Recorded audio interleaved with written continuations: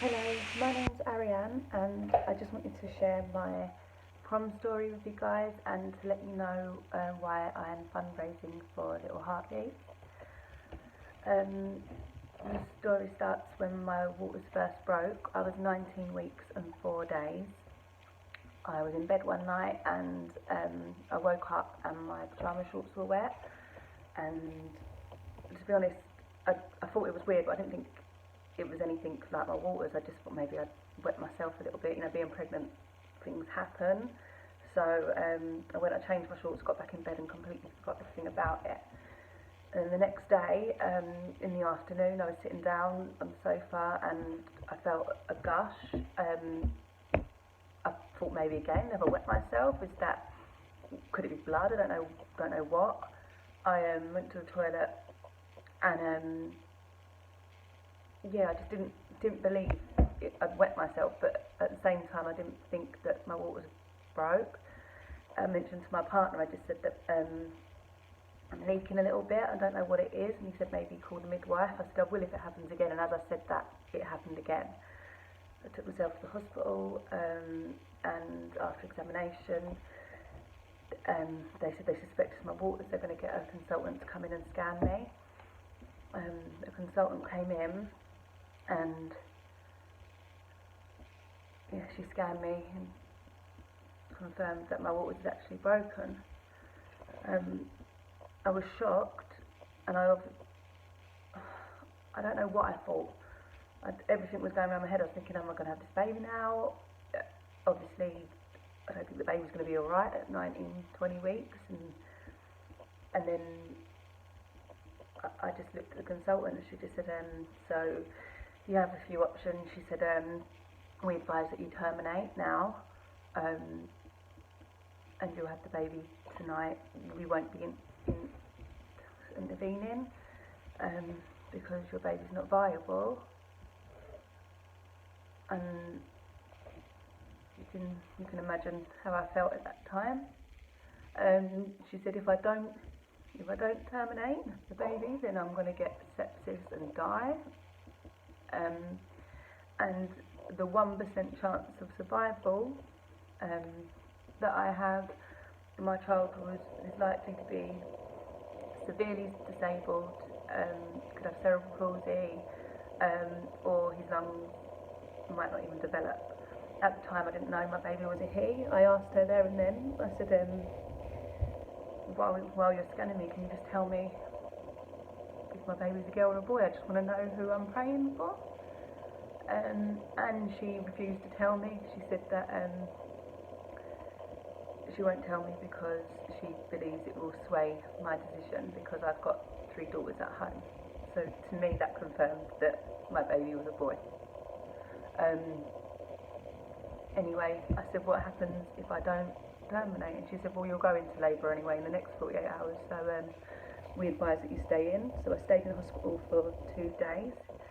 I went to a room, and because of COVID I was on my own and wasn't allowed my partner or anyone there, and I've never been so afraid in my whole life.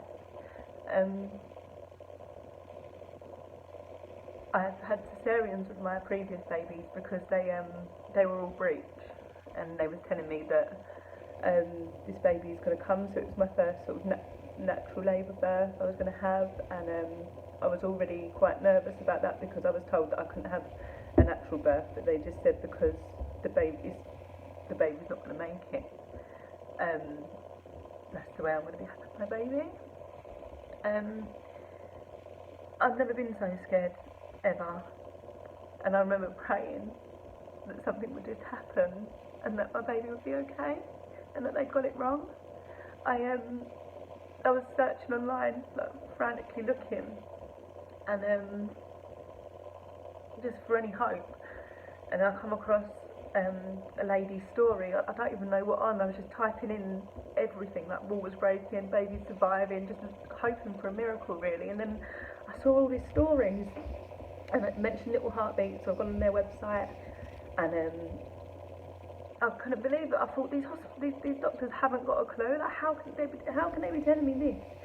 And I was thinking, maybe to another country. And I was thinking, there's so many women in the UK, so many people in America and Australia and all over the country, all over the world rather, sorry, that their babies are surviving. So I'm thinking, how are they here telling me that I'm going to have my baby? And being so negative and just no compassion, no anything, just your baby's it's not even a baby. But of course it's a baby. It's a baby from when you do that test. I wrote a poem while I was there in hospital. I said, please tell me why it had to happen to me. Praying for a higher power to give us the strength that we need. I'm ready to do anything, just give my baby a chance. Offer to help at any gestation, don't just give me that no hope glance. My baby is a baby. After reading some of the stories, I read that I should leave the hospital with antibiotics. So I asked for a doctor to come in, a different consultant to the one who I saw the previous night, because I just thought she was so rude and just negative and just no compassion at all. So I got a man who came in. He was still really to the point, but he could see how I said to him, I said, this is my baby. I said, it might just be nothing to you. I said, but this is my baby. And I'm not giving up for as long as he's got a heartbeat. What can I do? I'm going to give him every chance. And he said, well, that's fine, you can go home then. And I said, what's going to happen at home? He said, well, you're going to have the baby. He said, you haven't had him now, this is 48 hours. He said, but you'll definitely have him for the next 2 weeks. I said, I wanted antibiotics. He said, no, don't advise. I said, I don't care what you advise, I want antibiotics. I'm not leaving you without them. So he said, okay, and he gave me antibiotics. And I went home and I put myself on bed sofa rest, because I've got other children at home. I didn't really do anything. I just made sure I was just on the sofa. I didn't walk around, didn't do anything. I was continuously leaking still. I had my antibiotics and I drank 6 to 8 litres of water a day. I was just constantly, it was a joking with my kids, the other kids. I was like, every time I finished my bottle, I was like, you fill up my water. And I used to laugh, and it was just the new normal. I wasn't seen by the hospital again at all until I was viable. So I was at home for just over 4 weeks, which I think was so out of order, because I thought I'm going to go into labour any chance, and I didn't. And I just thought, is he even alive in there? Because at that time I wasn't even feeling him move or anything, so I didn't know if he was alive in there or what, but I just still knew I had to keep drinking water, keep resting, like, it's got to be good. And then when I got to 24 weeks, I went back to the hospital, and they couldn't believe I was still pregnant, but they also couldn't believe that I'd not been checked because of all the serious risks of when your water's break, you are still prone to infection. And I hadn't been checked. I'd just been sort of just like, fine, go home. If you're not listening to my advice, go home. Sorry. And then that was it. But I got to 24 weeks. I thought, I can't believe it. I thought, we made it. Like, obviously now, as soon as he's born, he's going to get help and he's going to be all right. Like, I can't believe we've got to this stage, and I was convinced that he was going to be okay. But now, looking back, it's just, hope is just that. It's hope. But it got me at least to viability. Anyway, my story goes on. Every week that went by, I was just more hopeful and more positive, and I was thinking he's going to be right. I was reading positive stories every day. I was on the support groups, and then see some women had like lost their babies. I just thought, oh, I'm so sorry for them, but that's not going to happen to me. Like, look, I'm viable now. It's all good. Anyway, when I was 30 weeks and 5 days, and I hemorrhaged, and I had a big hemorrhage, and I had Jesse. He was so beautiful.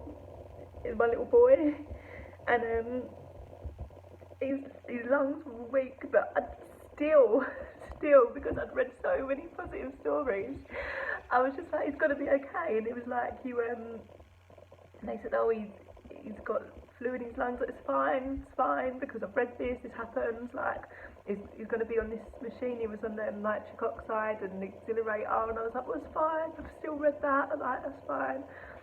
And I think now I was obviously in a bit of denial, but I was like, no, he's fine, like, he's here, he's like, you're going to make him better now. But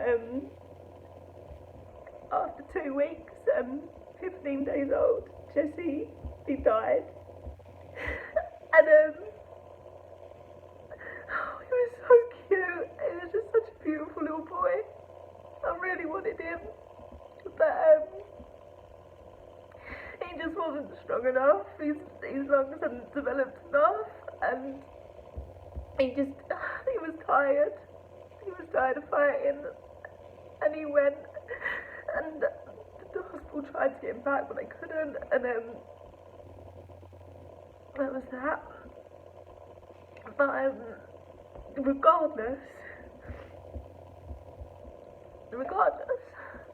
I don't regret it, and that's why I'm raising money for Little Heartbeats, because it was worth it, because he was so lovely and he was mine, and I got to spend 2 lovely weeks with him. He was everything I've ever imagined he would be.